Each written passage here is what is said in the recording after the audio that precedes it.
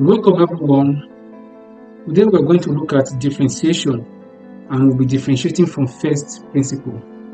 I have a question on the screen that says differentiate from first principle y is equal to 4x squared plus 3. So let's quickly solve this.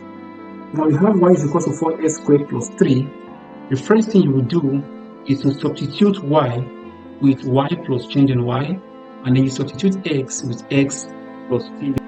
Now this will now be y plus change in y is equal to 4 open bracket x plus change in x, and then all squared because of this squared here. Okay, and then you have plus 3. Now the next thing you do is to simply transfer this y over to this side, and you know that if the sign crosses equal to, it will change its sign. This is plus y. When it comes over here, it becomes minus y.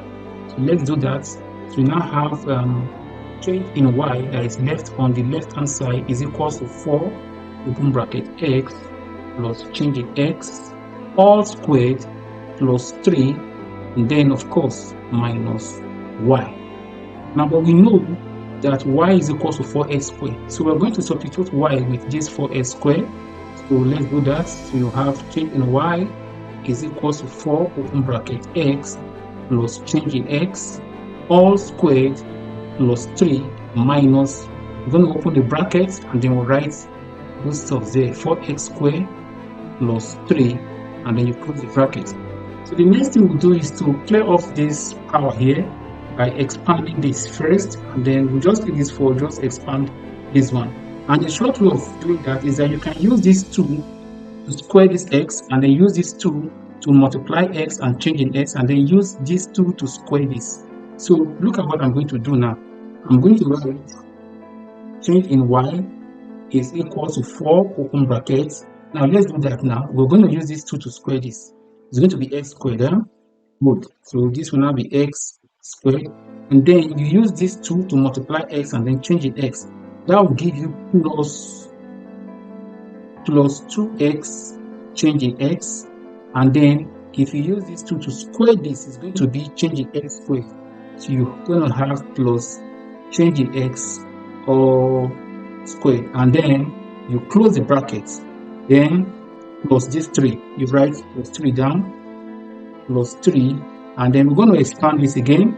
We use this minus to expand this, and of course this minus is going to change this plus to minus, so therefore you have minus 4x squared minus 3. Of course we still have brackets here, so what we do is to clear off this bracket by expanding. We're going to use this 4 to multiply this x squared, is going to give us 4x squared, and then you use this 4 to multiply 2x change in x, that will give us 8x change in x, and then you use this 4 to multiply change in x squared, that will give us 4 change in x squared. So let's quickly do that. You have change in y is equal to 4x squared, right? Then 4 times 2x change in x is going to give us 8x change in x plus 8x change in x, and of course 4 times plus change in x squared, that's going to give us plus 4 change in x squared plus 3 minus 4x squared minus 3. Now at this particular point we're going to simplify the expression we have here. Now let's look at it very closely. Now this plus 4x squared and then minus 4x squared, they can cancel out to give us 0, because plus 4x squared minus 4x squared is going to give us 0. So this and this are gone. What more? We have plus 3 and minus 3. Plus 3 minus 3 will give us 0. So both of them will cancel out. This is out with this. So at the end, what we have here is change in y is equal to 8x change in x, then we have plus 4 change in x all squared. So this is what we have.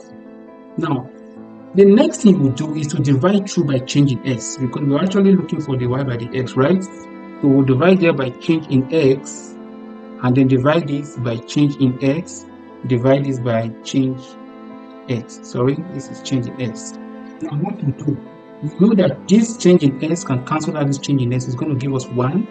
So this change in x, we take this, it will now be left with just 8x here.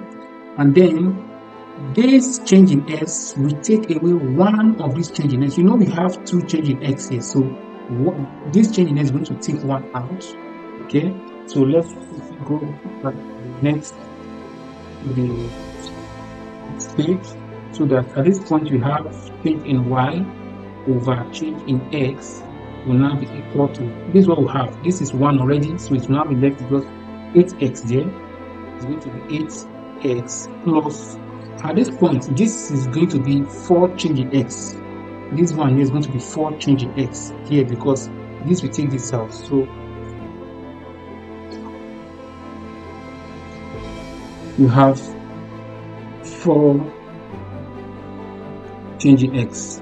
I'll say that as change in x tends to 0, what will happen to change in y over change in x? Change in y over change in x will tend to dy by dx. Now what it means is that we're going to substitute change in x with 0. By then, change in y over change in x will now change to dy by dx. So this is what we are going to have. Dy by dx, which of course is from this now, is now dy by dx. Because I'm substituting the value now, this will now be equal to this 8x plus 4 times change in x is going to be 0. Write 0 here. And of course, this one will give us 0.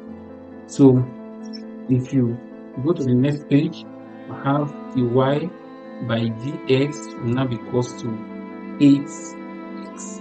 That is from this particular, because this one is already 0. Okay, 8x plus 0. So it therefore means that dy by dx is equals to 8x. So that is the solution. So whenever you are asked to differentiate from first principle, this is the process that you're going to take. This is the process you're going to use to solve all the questions. But you have what we call the power rule that you can use to solve. Let's use the power rule to solve this quickly so that we can compare our answer. First principle. Now you have y is equal to 4x squared plus 3, right? Now what we'll do using the power rule is just a step, dy by dx. Power rule says that when you're differentiating, you simply take the power of x down, and it does not just sit there, it's going to multiply whatever is there, which is a 4. And then you subtract 1 from the power. Take the power down, and then you subtract 1 from the power. And then whenever you differentiate a constant, you're going to get 0. If you differentiate a constant, you're going to get 0. In the course of the series of this differentiation class, I'm going to explain how you differentiate a constant to become 0. So this will now be 2 times 4, and then x, then 2 minus 1, right? Then, of course, this one is going to give you plus 0. So dy by dx will now be equal to 2 times 4 is going to give us 8, and then x, 2 minus 1 is going to give us 1. And it's as good as not, you can as well take away the 1. So this is it. So you can see we have 8x using the power rule. This first principle, which is this process, you're still going to get 8x. So that is the end of the class. I hope you enjoyed this class. Please hit the subscribe button, leave a comment, then you can tell me a particular topic that you want us to solve, and I'll do justice to that. Thanks for listening. See you in the next one. Bye.